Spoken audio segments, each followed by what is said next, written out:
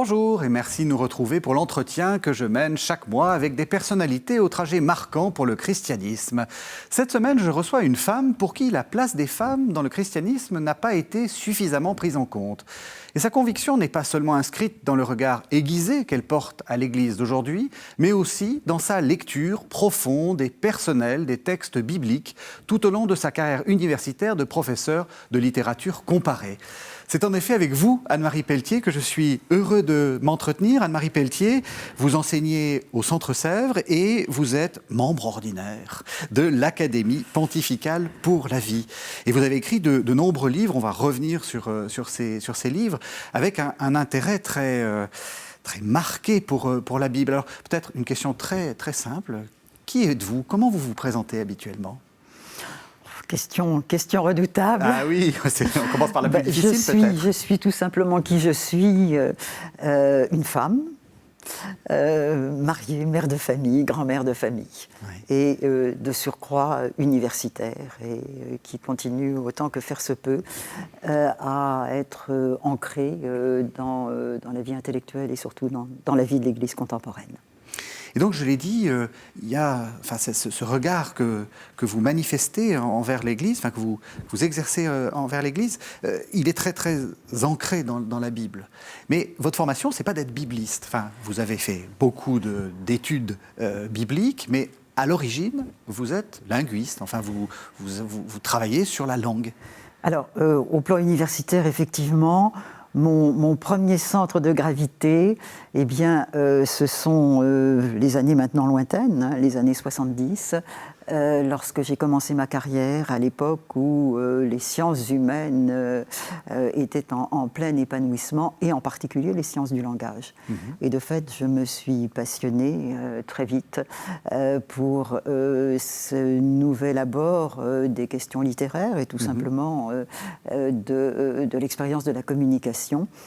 Et il se trouve que cet intérêt s'est vite retrouvé en phase alors avec un autre intérêt, je dirais encore plus ancien. Et plus dévorant. Et plus dévorant, et qui est lié à cette rencontre des écritures bibliques dans ma prime adolescence. Bon, j'ai toujours été attirée par ce texte. J'ai toujours su qu'il se jouait dans ces pages d'un vieux livre, quand même, d'un très vieux livre, des questions de pleine actualité.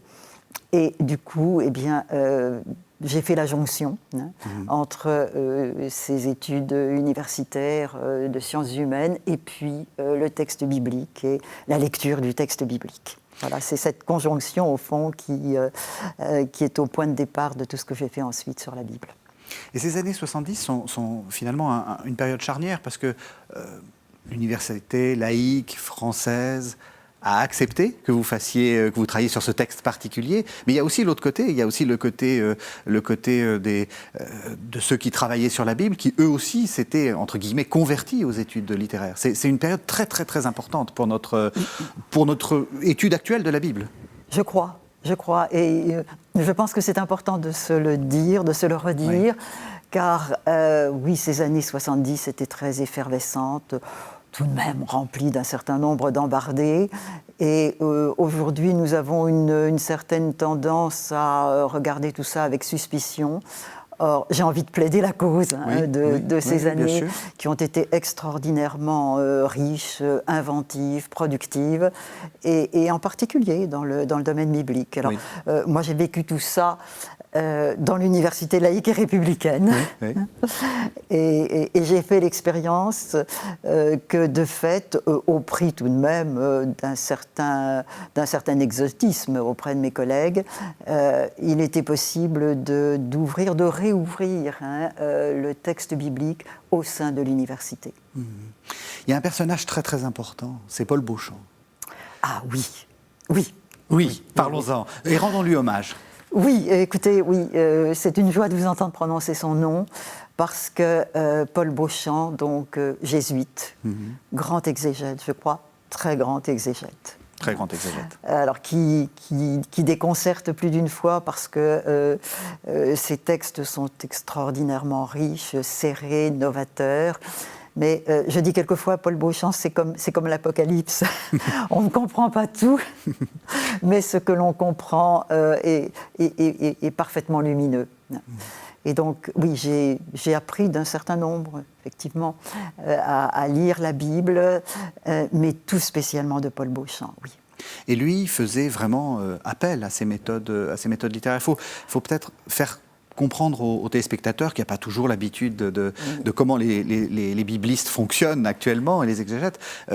C'est un premier regard sur la Bible. On n'a pas forcément d'abord un regard spontanément théologique. Il faut d'abord lire le texte. Oui, alors Paul Beauchamp, je précise, fut un grand exégète au sens technique du terme. Donc c'est quelqu'un qui connaissait tous les dossiers critiques sur les textes bibliques, mais qui, à partir de là, déployait un regard très personnel et très, très inventif. Et Beauchamp, évidemment, se disait tout à fait partie prenante de tous les travaux qui se faisaient sur le langage de ce qu'on appelle la poétique des textes, donc la confection des textes, mais qui était aussi un homme de la lecture, donc pas simplement un exégète scrutant les textes, d'une certaine manière un peu à distance, mais s'engageant dans un acte de lecture, c'est-à-dire dans un acte d'interprétation, se risquant à interpréter les textes, en les mettant en résonance avec toutes nos questions contemporaines. J'ai appris de Beauchamp combien le texte résonnait de nos questions contemporaines et combien il s'augmentait d'être questionné à partir de nos interrogations. Alors je vais vous faire entendre un premier texte. Comme d'habitude dans cette émission, je ne vous ai pas dit quel était ce texte, mais je suis à peu près sûr que vous allez l'identifier immédiatement. On écoute. Je suis la rose du Saronne, le lys des vallées, comme un pommier entre les arbres de la forêt. Ainsi mon bien-aimé entre les jeunes hommes. J'ai désiré son ombre et je m'y suis assise. Son fruit est doux à mon palais. Il m'a mené vers la maison du vin. L'enseigne au-dessus de moi est amour. Soutenez-moi par des gâteaux de raisin. Fortifiez-moi avec des pommes, car je suis malade d'amour. Son bras gauche est sous ma tête, et sa droite m'étreint. Alors, Anne-Marie Pelletier, de quoi s'agit-il ? Bien sûr, le Cantique des Cantiques.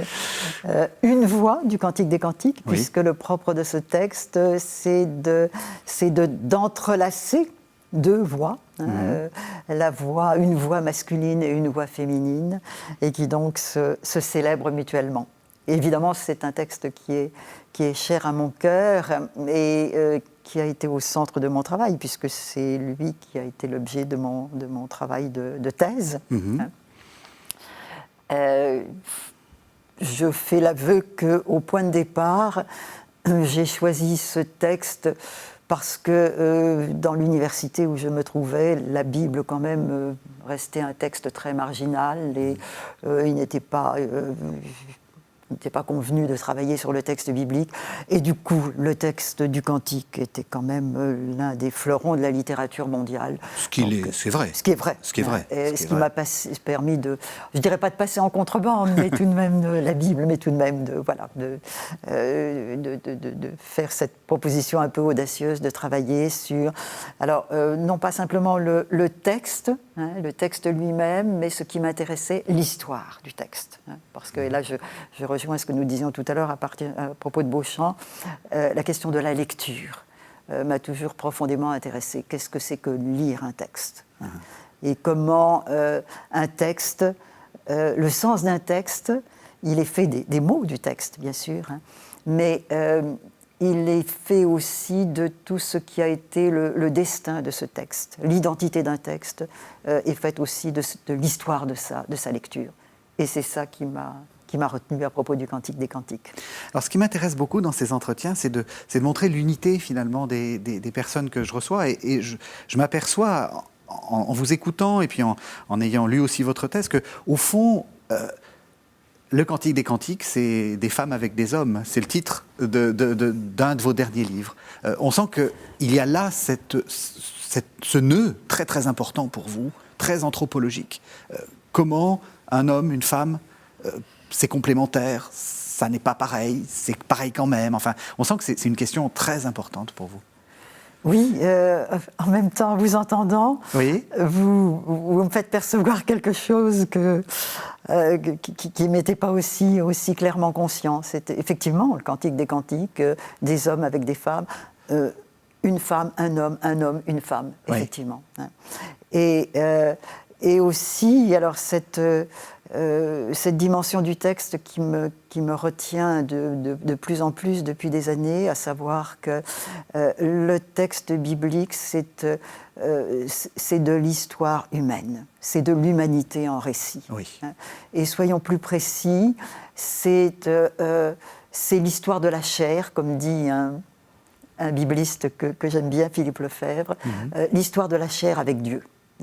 Donc une révélation qui se fait au plus près de l'expérience humaine, dans le très concret de la chair, de la vie des corps, de la naissance, de la mort, du désir, de la rencontre, de la rivalité, etc.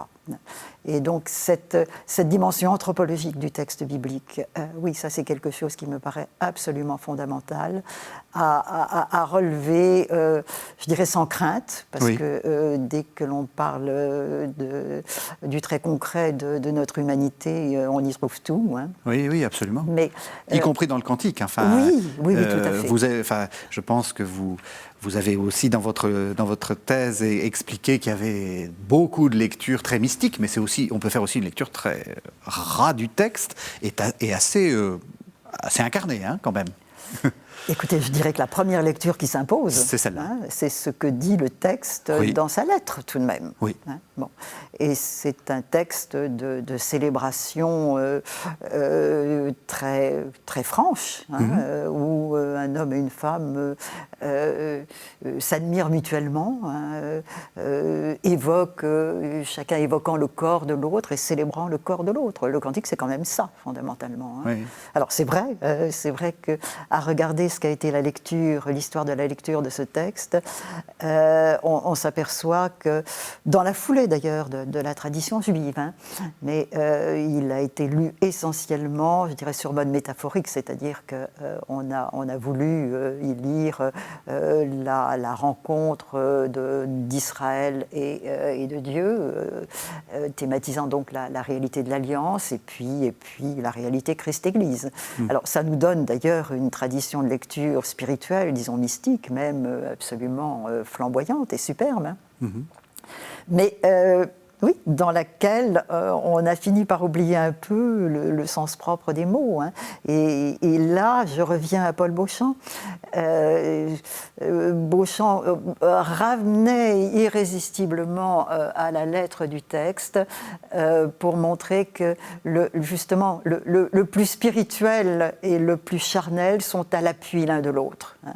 Et donc, c'est en s'enfonçant dans le sens propre de ces mots que l'on s'avance à l'intérieur de la révélation biblique. La parole de révélation n'est pas une parole spirituelle qui s'évaderait de notre humanité, au contraire. Hein, et ça, c'est quand même la grande surprise du christianisme. Hein. Dieu ne se révèle jamais tant qu'à l'intérieur du plus charnel de nos expériences. Est-ce que justement, et c'est peut-être un peu provocateur, mais votre lecture est souvent provocatrice, est-ce que justement la Bible, c'est pas presque condamner le spirituel, ou disons la tentation de mettre la main sur le spirituel, la tentation de mettre la main sur Dieu? Ah oui, ô combien. Et ça, je crois qu'il faut qu'on s'arrête là-dessus. C'est vraiment quelque chose d'important pour vous, et je crois que c'est important pour tout à fait. Alors parce que la tentation que vous dites est celle d'hier et elle reste celle d'aujourd'hui, bien Absolument. entendu. Et je crois que l'une des grandes vertus du texte biblique, c'est de prendre très au sérieux cette tentation constante, notre tentation constante, qui est d'imaginer Dieu à la couleur de nos pensées humaines, hein, et de sacraliser Dieu. Alors ça peut paraître très intempestif, ce que je dis là. Mais la Bible, au fond, ne cesse de débusquer nos tentations de sacralisation.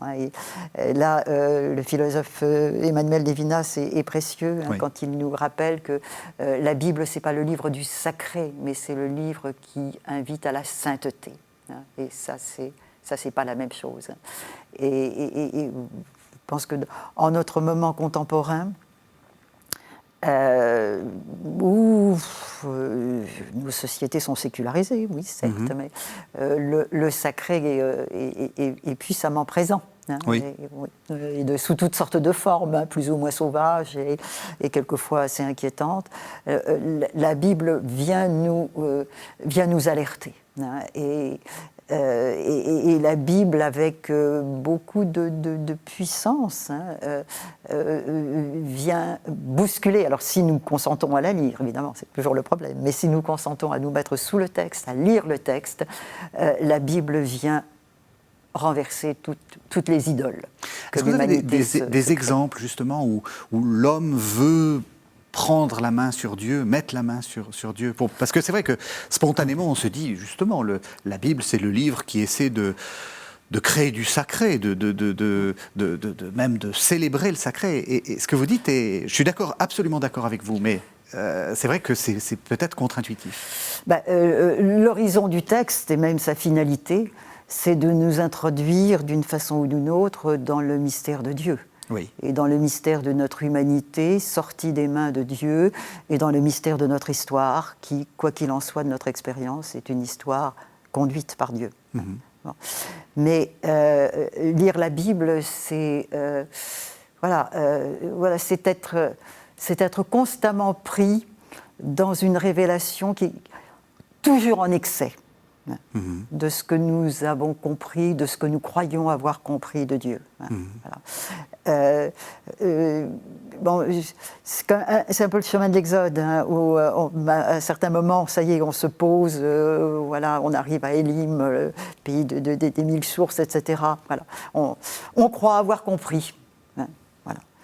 Et donc, on a tendance à s'arrêter là où l'on est. Et la Bible vous remet en mouvement. Non. Il faut continuer, c'est en avant. Dieu est en avant de toutes les représentations que nous donnons de lui. Et donc, alors, la Bible appelle ça idole, mais c'est le veau d'or, mais le veau d'or qui se décline de toutes sortes de façons aujourd'hui, et qui est toujours une immobilisation sur des images de Dieu que nous nous formons. Or, lire les Écritures, c'est être pris dans ce mouvement, jusqu'à son point extrême, lorsque l'on est chrétien, où la révélation nous conduit, alors, comme dit Paul, mais le livre d'Isaïe l'avait dit à Paul, le livre nous conduit vers ce que l'œil n'a pas vu, ce que l'oreille n'a pas entendu, ce qui n'est pas monté au cœur de l'homme. Donc, Dieu toujours en excès. Et là, il y a une invitation à nous déprendre de tout ce que nous croyons savoir de Dieu. Ce qui est d'ailleurs une invitation qui s'adresse aussi à notre théologie, à nos théologies. Combien de fois celles-ci peuvent avoir l'illusion de mettre la main sur Dieu. On va vous dire qui est Dieu. Oui. Eh bien non. Et même les héros n'en sont pas. Enfin, on voit bien que Moïse, à un moment, frappe le rocher, il fait quelque chose de bien, il donne à boire alors qu'on a très soif, et il ne rentrera pas en terre promise pour ça. Oui, alors... Parce qu'il s'est pris pour Dieu, quoi. Oui. Et le texte, d'ailleurs, est rempli d'énigmes. J'aime bien dire que la Bible, c'est pas comme on a tendance à l'imaginer ou à le rêver. La Bible, ce n'est pas un réservoir de réponses. C'est au contraire un texte qui ne cesse d'activer des questions. Et je me souviens avoir dit il y a quelques années, avoir écrit, alors d'une façon un peu provocatrice, mais la Bible doit rester un texte dangereux. Oui. Au sens où la Bible doit rester un texte qui est rempli d'énergie critique et qui doit constamment nous déstabiliser nos évidences trop courtes, nous placer dans un mouvement, comme on dit, d'intranquillité. Et c'est ça que vous appelez sacraliser Dieu, d'une certaine façon. C'est le mettre dans une boîte, dire qu'il est comme ci et comme ça, et vous vous dites qu'il il est le tout autre. Il est toujours au-delà de nos représentations sacrées, dans le sens de schéma sacré humain, quoi. Oui, et il est le tout autre jusqu'à se révéler précisément sur la croix. Oui. Là aussi, j'aime bien dire que dans la Passion, Dieu est là où il n'est pas. Je veux dire où il ne devrait pas être. Oui. C'est le dernier endroit où on s'attendrait à recevoir la révélation de Dieu, devant la vision du Christ en croix, confondu avec les pécheurs, etc. Or là, nous sommes au sommet de la révélation chrétienne. C'est une jolie définition que vous donnez de Dieu. Dieu, c'est celui qu'on trouve au dernier endroit où on le chercherait. Oui. C'est une très jolie définition. Et là, je crois que c'est une réalité qui peut habiter toute une vie de croyant tout au long du temps, Oui. et qui peut nous éclairer, car finalement, que de déception, tout simplement, de l'image de Dieu dans nos expériences humaines. Je crois profondément que nos vies sont accompagnées, mais de façon ô combien paradoxale. Et nous voudrions pouvoir déchiffrer tout cela simplement, alors que nous sommes invités à la foi, c'est-à-dire un acte de confiance qui croit plus que ce qu'il voit. Un autre concept très important, et on reste dans l'écriture, pour vous, c'est la tradition. C'est-à-dire qu'il y a des traditions de lecture, il faut aller voir comment les autres ont lu, on ne lit pas tout seul, et les autres, ça peut être des gens très très vieux et très très loin de nous, qui sont morts depuis très longtemps. Oui, alors la tradition, c'est aussi un mot redoutable. Parce que, oui. Voilà. La tradition, c'est le contraire de vérité immobile. Oui, absolument. La tradition, c'est un mouvement, c'est un dynamisme. Je dirais, c'est ce qui porte le message de génération en génération, où chaque génération transmet à l'autre comme un témoin. Non seulement le livre, la lettre du livre, mais le livre assorti d'actes de foi, parole de Dieu. Voilà. Et ça, je crois que c'est fondamental, et c'est même fondamental aujourd'hui, nous le percevons mieux dans le travail exégétique, à hauteur de la rédaction du texte. En lisant bien, nous percevons que le texte s'engendre constamment de repasser par le passé, de relire le passé, d'entendre, de recevoir ce passé, de le réinterpréter et donc de le reformuler. Ce dynamisme-là, il traverse les Écritures. Oui. Et justement, on va arriver à un autre point de notre conversation qui est la question de l'Église. Pour vous, le regard très contemporain, très actuel que vous portez sur l'Église ne peut pas se séparer du regard que vous portez sur les Écritures. C'est-à-dire que c'est d'abord par les Écritures que vous pouvez interroger la modernité. Oui, je crois profondément que en ce moment déstabilisant de la vie de l'Église, la grande ressource, ce sont les Écritures. Et ce n'est pas une pensée originale. Les premiers siècles de l'Église ont vécu sur cette évidence-là, que c'est dans la lecture des Écritures reconnues comme parole de Dieu, comme parole vive de Dieu, que se trouvent toutes les ressources de l'intelligence de la foi. Et aujourd'hui, probablement avons-nous un travail urgent, radical à faire pour réinventer la manière d'être chrétien et aussi peut-être pour avancer dans de nouvelles formes d'intelligence de la foi. Or, le texte biblique, là, est un levier extraordinaire, et puis-je dire que mon regret est de constater que trop souvent, les chrétiens ne sont pas entraînés à cette reconnaissance.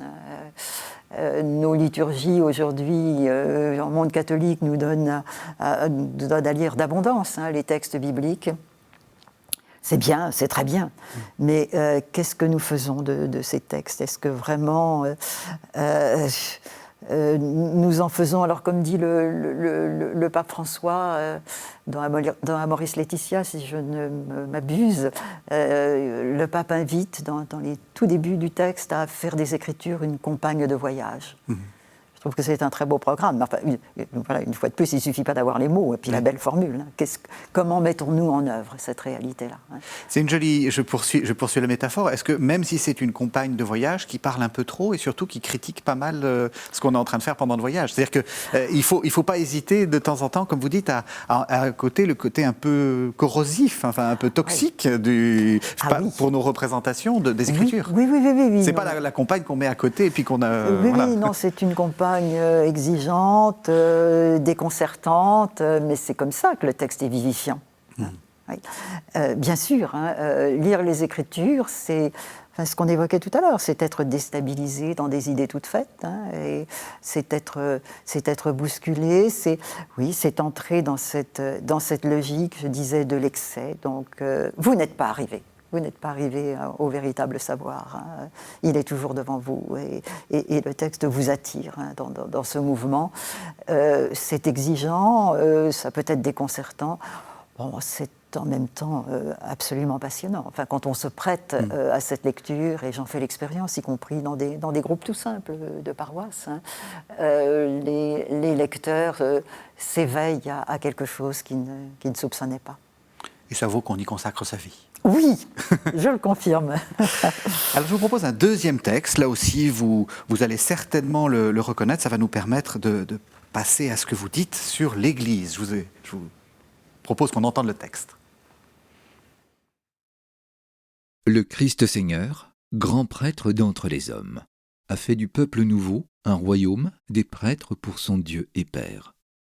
Les baptisés, en effet, par la régénération et l'onction du Saint-Esprit, sont consacrés pour être une demeure spirituelle et un sacerdoce saint, de façon à offrir, par toutes les activités du chrétien, autant d'hosties spirituelles en proclamant les merveilles de celui qui, des ténèbres, les a appelés à son admirable lumière. C'est pourquoi tous les disciples du Christ, persévérant dans la prière et la louange de Dieu, doivent s'offrir en victime vivante, sainte, agréable à Dieu, porter témoignage du Christ sur toute la surface de la terre et rendre raison, sur toute requête, de l'espérance qui est en eux d'une vie éternelle. Le sacerdoce commun des fidèles et le sacerdoce ministériel ou hiérarchique, qui ont entre eux une différence essentielle et non seulement de degré, sont cependant ordonnés l'un à l'autre. L'un et l'autre, en effet, chacun selon son mode propre, participent de l'unique sacerdoce du Christ. Alors, vous avez reconnu Lumen Gentium, donc c'est le paragraphe 10, donc ça date de 1964, c'est un des textes, c'est une constitution dogmatique de Vatican II. Ce qui m'a intéressé, c'est le début, c'est appuyé sur l'Épître aux Hébreux, le grand prêtre, le Christ, notre grand prêtre, et cette idée du sacerdoce commun. Pour vous, c'est quelque chose de très important. Tout le monde fait partie de ce sacerdoce commun. Oui, voilà un spécimen de la grande théologie du Concile Vatican II. Voilà. Qui reste encore, je crois, en partie à recevoir. Qu'avons-nous fait de ces mots? Les avons-nous vraiment entendus? Alors, il nous rappelle des choses très fondamentales sur ces réalités ô combien sensibles, ce que nous appelons le sacerdoce, ce que nous désignons comme prêtre, etc. Oui. Un seul grand prêtre, nous est-il rappelé, le Christ, et dont s'engendre un peuple à travers la réalité du baptême. Une réalité que nous partageons tous et qui est, le pape François le rappelle volontiers, oui, qui est vraiment le dénominateur commun de toutes les vocations et de toutes les fonctions dans l'Église. Être baptisé, c'est le tout de la vie chrétienne et du trésor qui nous est partagé. Et du coup, comment, je fais allusion à votre livre, l'Église des femmes avec des hommes, comment est-ce que vous voyez l'articulation entre les hommes, les femmes on devrait tous être à égalité en réalité. Oui. Allez, dites-le. Oui. Pas de langue de bois. Oui, non, je rappelle quand même, là aussi, Saint Paul, Galates, la lettre aux Galates, au chapitre 3. Alors, un verset difficile qu'il faudrait commenter longuement, mais je n'en retiens que cette affirmation. Désormais, dans le Christ, vous qui avez été baptisés dans le Christ, désormais, il n'y a plus l'homme et la femme, il n'y a plus la distinction hiérarchique. Et quand même infériorisante pour les femmes, entre hommes et femmes. Oui. Donc ça c'est quand même la grande nouveauté chrétienne qui rejaillit, qui devrait rejaillir sur toute la vie de l'Église. C'est-à-dire que hommes et femmes dans l'Église, oui, sont à égalité. Et finalement, le sacerdoce presbytéral ou ministériel que nous avons tout de même, pour toutes sortes de raisons historiques, mais considérablement magnifié, surhaussé, il n'est qu'un service. Il n'est qu'un service du sacerdoce des baptisés. Au fond, oui, enfin, il me semble comprendre que l'objectif de Dieu, si j'y comprends un peu quelque chose, ce n'est pas que l'Église comporte beaucoup de saints prêtres, même si c'est tout à fait souhaitable, oui. Mais l'objectif, c'est un peuple saint. Voilà, un peuple de baptisés se plaçant dans la suite du Christ et se reconnaissant en charge du témoignage de l'Évangile, mais tous ensemble. Oui. Alors du coup, c'est vrai, des clercs et des laïcs, j'aimerais faire sauter un petit peu, voyez-vous, cette distinction. Oui. Et aussi des hommes avec des femmes. Le « avec » est pour moi capital. Enfin, oui. Si vous voulez, tout ce qui est proposition universalisante dans le discours théologique qui porte sur l'Église me paraît essentiel. Nous sommes tous ensemble, et ça, Paul le rappelle dans tel ou tel de ses épîtres, c'est tous ensemble que nous sommes associés à la vie du Christ et porteurs de l'Esprit pour être témoins de l'Évangile. Tous ensemble, tous. Bon, les distinctions, elles viennent après. Et elles viennent après pour des raisons, je dirais, j'ai presque envie de dire pour des raisons pratiques, parce que ce corps qu'est l'Église a besoin d'être régulé, d'être encadré, d'être guidé, mais sans annuler le tous ensemble, voilà, qui est premier et qui est dernier. Oui, qu'on soit clair, vous ne renversez pas la hiérarchie, il faut un peu d'organisation, etc. Mais c'est qu'on a peut-être un peu, entre les deux pôles de hiérarchie et communauté, on a un peu insisté sur la hiérarchie et pas assez sur la communauté. Oui, et puis avec la tentation très humaine de comprendre la hiérarchie de façon très humaine. Oui. Or, là encore, revenons aux Écritures. Qu'est-ce qui nous est enseigné avec tellement de vigueur dans l'Évangile ? C'est que toute hiérarchie doit être ordonnée au service de l'autre. Oui. Et qu'est-ce que vous voulez que le récit de l'institution eucharistique soit remplacé dans l'Évangile de Jean par le récit du lavement des pieds ? C'est quand même énorme. Bon, Jean se contente, entre guillemets, de raconter le lavement des pieds. Et peut-être bien pour nous signifier que voilà, la vérité de l'institution eucharistique, c'est ça. Et la vérité de la vie chrétienne, c'est le service de l'autre. Alors, c'est dit avec beaucoup de clarté dans le Nouveau Testament, mais que de résistance nous opposons à ça, et que de résistance l'histoire de l'Église a opposé à ça. Et sachant bien que ce mot de service est peut-être tout à fait piégé, c'est-à-dire qu'on peut brandir le mot de service pour s'abriter derrière lui et pour continuer à être dans des positions hégémoniques.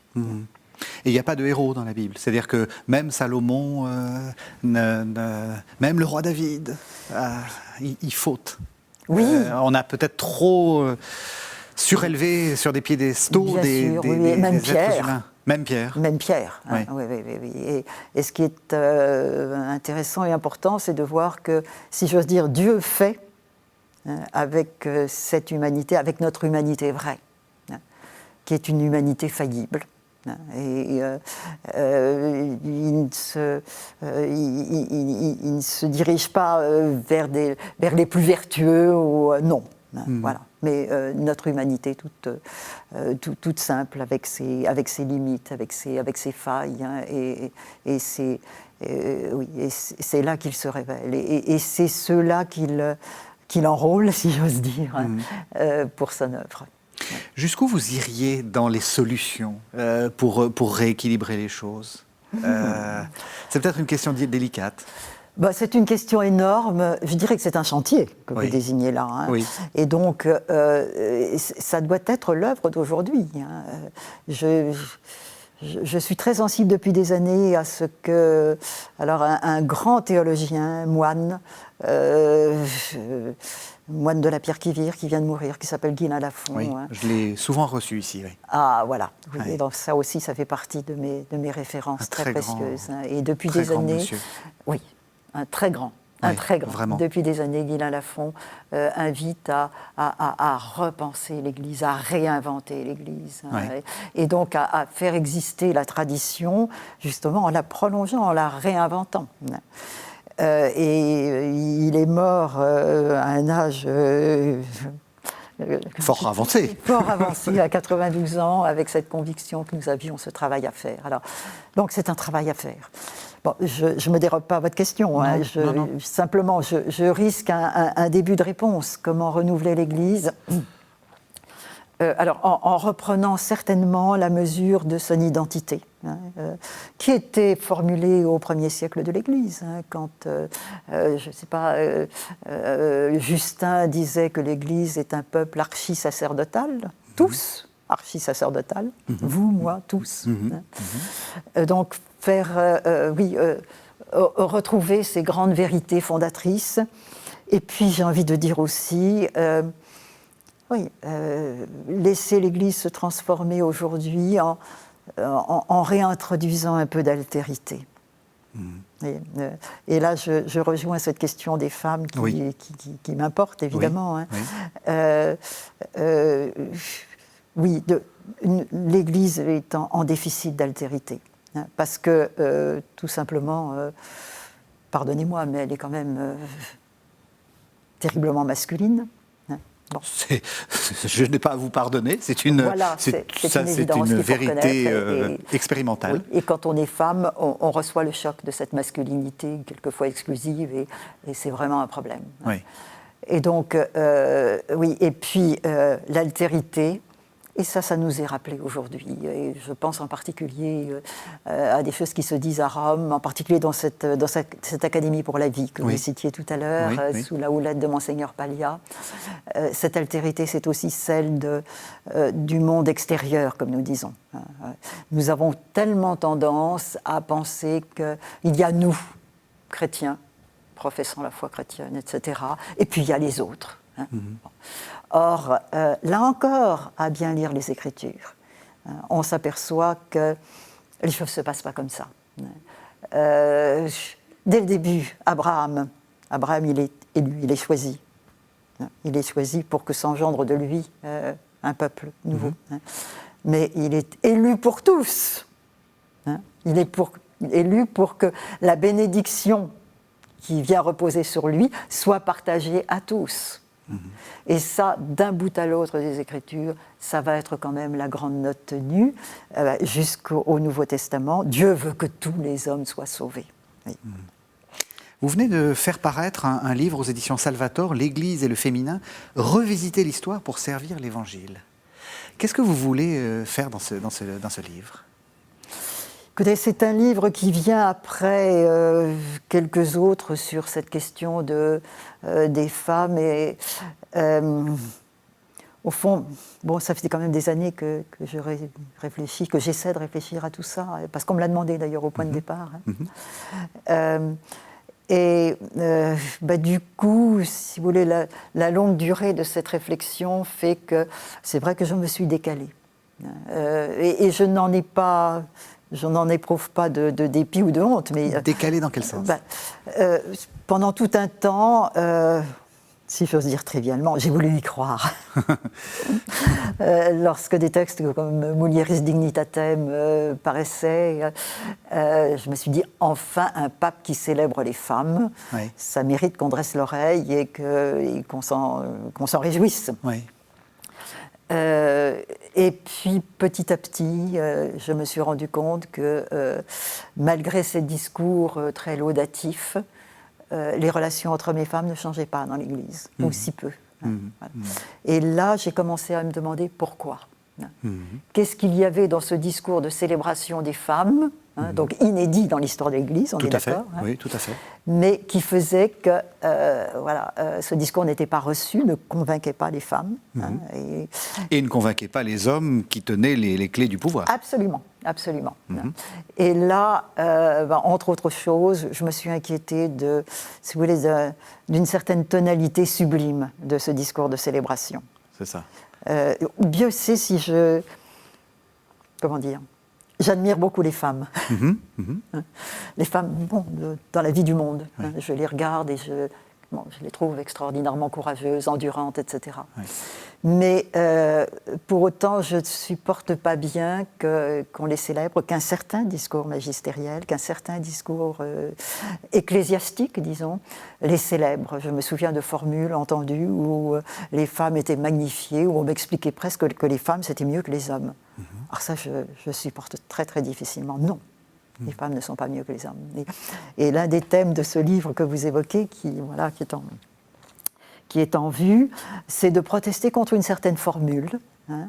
Les femmes ont autre chose que les hommes et tellement plus. Je trouve ça terriblement piégé. Oui, absolument, je suis d'accord avec vous. Je refuse d'avoir plus que vous. Merci. Et j'ai envie d'opposer à cette formule, hommes et femmes ont la même chose. Et là, nous revenons à ce sacerdoce baptismal. Nous avons la même chose, mais de manière singulière. Je crois que nous ne vivons pas exactement les réalités de la vie de la même façon. Et c'est un bien et c'est heureux. C'est parce qu'il y a C'est toujours l'altérité. Oui, toujours l'altérité. Oui. Et cette altérité, elle est... Alors, elle peut être périlleuse, parce que la rencontre de l'autre, c'est toujours un peu périlleux, elle comporte des risques, mais c'est quand même la promesse des plus grandes joies, de la reconnaissance et de la célébration mutuelle. Vous êtes en train de dire que, à force de célébrer la femme, on la met là aussi sur un piédestal et on ne s'occupe pas du concret de la vie commune en réalité. C'est-à-dire que on ne tient pas compte du tout de ce en fait, du discours qu'on est en train de tenir. On remplace les femmes, au pluriel, sans majuscule, par la femme. Voire l'éternel féminin. Voilà. Et ça, je crois que c'est un piège redoutable qui s'identifie à l'intérieur du discours chrétien, mais ne faisons pas d'illusions. Enfin, certains discours d'autres monothéismes, je pense à des discours dans l'islam, sont quand même accordés à cette vision des choses. Et ça, je crois qu'elle est très périlleuse. Parce que c'est des enjeux de pouvoir, en fait. Bien sûr que oui. Oui, et ça aussi, ça fait partie si vous voulez, de ce qui m'a préoccupée dans ce livre, c'est de voir comment, finalement, alors la tradition, nous y revenons, la tradition de l'Église dont je sais que je reçois tout, enfin que je reçois la foi, mon acte de foi, c'est aussi une tradition justement qui est enracinée dans les cultures et qui est forcément ici ou là contaminée par des grandes réalités très archaïques dans la relation homme-femme et c'est vrai que la manière de faire de la différence homme-femme une hiérarchie défavorable aux femmes, c'est quand même quelque chose qui semble bien être immémorial, absolument, mais qui du coup, vient contaminer aussi la tradition de l'Église, elle-même héritière de la tradition grecque ancienne qui est dans ces pensées-là. Et donc, je crois que c'est important aujourd'hui, enfin peut-être, en tout cas c'est ma proposition, d'identifier un certain nombre de points de fixation qui sont des stéréotypes, qui se sont en quelque sorte enquistés dans la tradition de l'Église. Par exemple, juste un exemple de stéréotype. Écoutez, je pense par exemple à la question de l'impureté des femmes. Oui.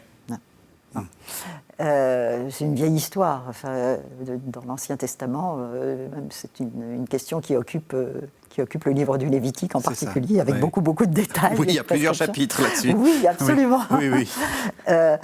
Et dont normalement nous devrions sortir avec le récit évangélique. Pensons à la femme qui perd son sang et qui est impure et qui pourtant ose approcher Jésus et qui n'est pas du tout récusée par lui, qui au contraire est guérie et s'entend gratifiée du titre ma fille. Donc normalement avec le Nouveau Testament nous devrions sortir absolument, de cette problématique. Or non. Oui. On voit bien comment, tout au long de l'histoire, il y a cette idée qui rôde que finalement, voilà, il y a de l'impureté du côté féminin, d'où la célébration des relevailles des femmes qui ont accouché. Il faut quand même un geste de purification. Et puis, je crois que certaines de nos réticences aujourd'hui à la présence des filles et des femmes dans nos célébrations ne sont pas indemnes, si vous voulez, de cette longue tradition. Et qu'est-ce que vous répondez à ceux qui disent « Oui, mais le Christ était un homme et donc que le prêtre représente le Christ » ? Oui, alors là, qu'est-ce que je réponds ? Il faudrait une émission. Et il ne nous reste plus que 5 minutes en plus. Alors donc, beaucoup à dire certainement sur une affaire comme ça. Qu'est-ce que ça veut dire que le Christ représente, que le prêtre représente le Christ. Le prêtre représente le Christ. Je crains qu'il y ait beaucoup de fantasmes autour de cette affaire-là. Et n'oublions pas que les textes, si on les regarde de près, j'y reviens encore. Oui, absolument. Nous parlent, en parlant du Christ et en méditant le mystère du Christ, nous parlent d'anthropos, c'est-à-dire de l'humain. Oui. Alors effectivement, on ne peut pas être humain sans être homme ou femme. Bon. Mais ce qui est engagé dans la réalité du salut, c'est l'anthropos. Voilà. Et alors, ceci étant acquis, et c'est à acquérir bien souvent, il nous faut voir comment, justement, dans ces écritures du Nouveau Testament, le masculin et le féminin sont recomposés. Avec autorité et avec audace par Jésus. Alors, dans le cadre d'une société qui est ce qu'elle est, mais où, malgré tout, la première annonce de la résurrection, elle est réservée à des femmes. On arrive à la toute fin de l'émission. Il y a une idée, on s'était dit qu'il ne fallait pas qu'on oublie, et je vous le dis, la résistance de l'espérance. Est-ce que vous êtes optimiste, Anne-Marie Pelletier ? Optimiste, non. Parce que je trouve que le monde dans lequel nous vivons est terrible. J'ai toujours pensé ça. Moi, je suis née au lendemain de ce que j'ai toujours su être une épouvante, la Deuxième Guerre mondiale, la Shoah, et je fais l'aveu que je me bats avec le mystère d'une histoire que je trouve absolument terrible. Et ma question, c'est lancinante. Comment Dieu peut-il supporter cette histoire humaine qui est faite de tellement de larmes, de souffrances innocentes, etc. Et aujourd'hui, il suffit d'ouvrir les journaux et l'actualité du monde est terrible. Alors sans parler de l'actualité de l'Église qui, par moments, n'est pas florissante. Non. Mais je me dis que, précisément, c'est le moment ou jamais d'être chrétien et de croire à la résurrection. Sinon, ce n'est pas la peine d'être chrétien. Or, du coup, voyez-vous, c'est, je dirais comme le frère Christian de Chergé, invincible espérance. Espérer contre toute espérance. C'est-à-dire qu'effectivement, il y a des moments où on voit l'avenir fermé. Et justement, cette grande voix de chrétienne nous apprend que c'est là qu'il faut être en résistance d'espérance. Et j'ai envie de dire que ça, c'est notre tâche aujourd'hui. Dans un monde très, très désolé, souvent très désenchanté, il faut que les chrétiens ne soient pas forcément des gens optimistes, tout va bien, mais des gens en résistance d'espérance et des gens qui soient en souci d'identifier tout ce qui, dans notre monde, en dépit de toutes ces noirceurs, plaide pour notre humanité, plaide pour l'endurance de notre humanité. Dans les situations les plus délabrées, nous voyons que des hommes ou des femmes se lèvent, pas forcément des chrétiens, c'est d'ailleurs impressionnant, et manifestent ce que c'est qu'être humain à l'image de Dieu. Et là, je me dis, je ne cesse de relire la finale du chapitre 25 de Matthieu, vous savez, la grande scène du jugement, du jugement des nations, de ceux qui n'auront pas connu en direct le Christ, et qui seront reconnus par lui, qui s'entendront appeler les bénis de mon Père. Pourquoi ? Simplement parce qu'ils auront été en compassion de l'autre, de la chair souffrante, de la chair en détresse, de la chair en appel. Et là, quand je lis ces textes-là et que je regarde autour de moi, oui, je retrouve le sens de l'espérance. À qui irions-nous ? Tu as les paroles de la vie éternelle. Tout à fait. Merci beaucoup Anne-Marie Pelletier. Alors, je rappelle le titre de votre nouveau livre qui paraît aux éditions Salvator, « L'Église et le féminin, revisiter l'histoire pour servir l'Évangile ». Merci beaucoup Anne-Marie Pelletier. Merci.